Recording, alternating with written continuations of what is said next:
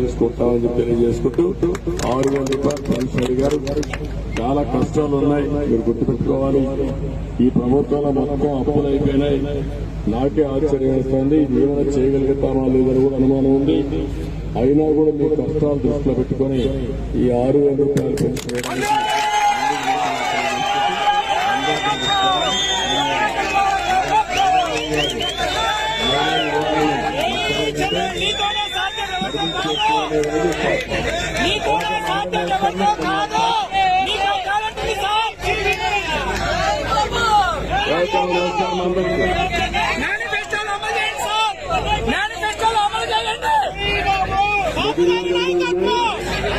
మిగిలినవన్నీ ఉన్నాయి, అవన్నీ కూడా పరిశీలించి ఎంతవరకు అమలు చేయగలుగుతా అన్ని అమలు చేస్తాం.